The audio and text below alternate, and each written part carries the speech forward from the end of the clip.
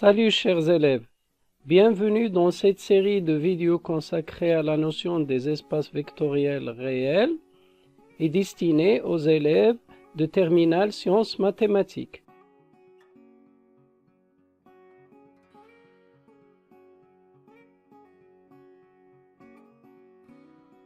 En introduisant les bases et les dimensions des espaces vectoriels, on va aussi connaître certains espaces vectoriels usuels qu'on peut utiliser dans les exercices.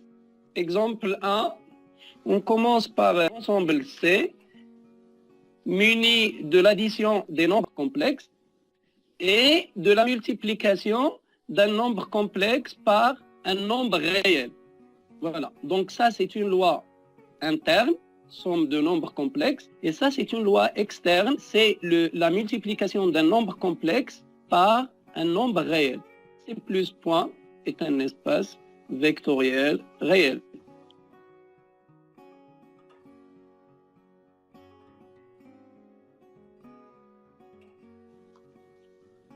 Bien sûr, à ne pas confondre avec le corps C plus fois. Quand on dit le corps C plus fois, voilà, c'est plus fois.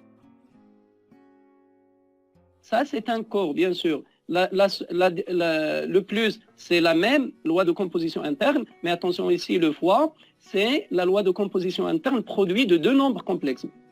Notre but, c'est de voir si cet espace vectoriel usuel sur R, c'est pourquoi on dit réel, est-ce qu'il admet des bases?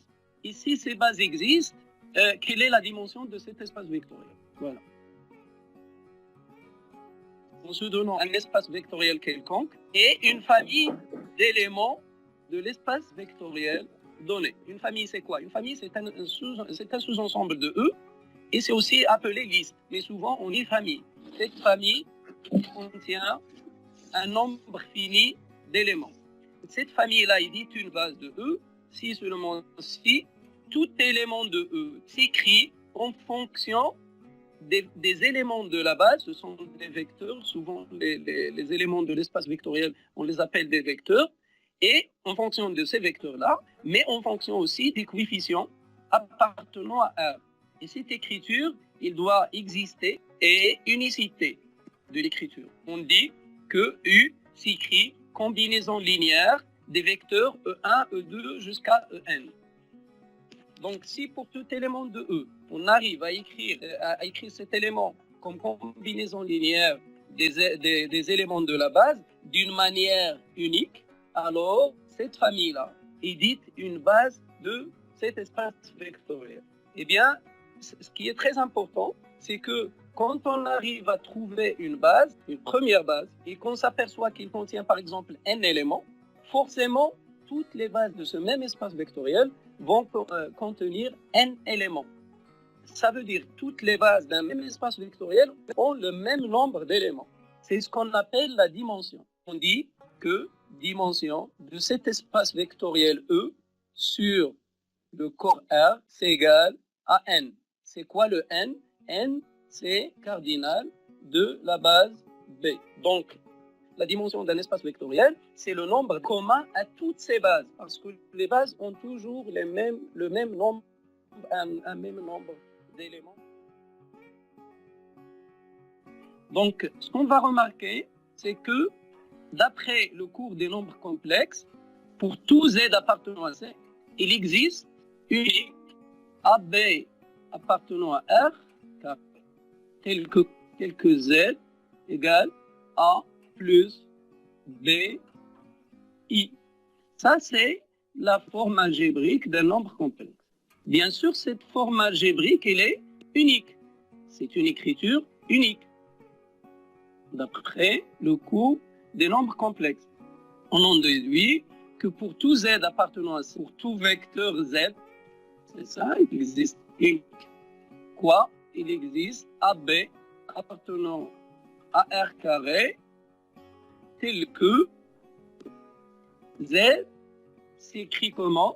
ZA point quelque chose plus B point quelque chose. Voilà. Donc, les éléments de C s'écrivent d'une manière unique. Z égale A point 1 plus B point I. La famille B formée de deux éléments, le A et le I. Bien sûr, on s'assure que ces deux éléments appartiennent à l'espace vectoriel C. Bien sûr, le 1, c'est un nombre complexe et le I, c'est un nombre complexe. Cette famille formée de ces deux éléments-là nous permet d'écrire tous les nombres complexes, tous les vecteurs de C d'une manière unique, comme combinaison linéaire de ces deux éléments-là de la famille B. Donc, cette famille-là est une base de C. C'est la base qu'on appelle base canonique. Qu'est-ce que ça veut dire base canonique? La base spéciale, la base usuelle de l'espace vectoriel usuel. Pour chaque espace vectoriel usuel, on va déterminer ce qu'on appelle la base canonique, mais il y aura d'autres bases qui ne seront pas désignées par canonique. Voilà, on dit aussi que la dimension de l'espace vectoriel C plus point sur R est égal à 2.